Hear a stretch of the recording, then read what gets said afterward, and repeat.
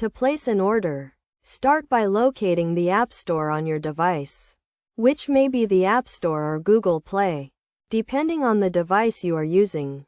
Once you've found it, click on it and then click on the search bar at the top.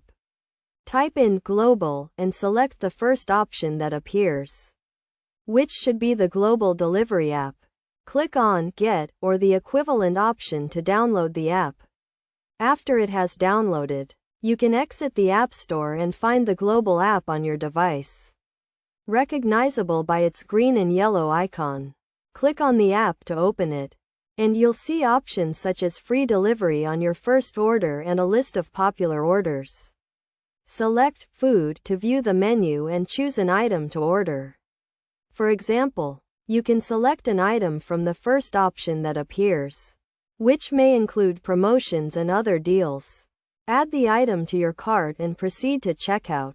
By completing these steps, you will have successfully placed an order. The process is straightforward, and you can easily find and use the app to place orders.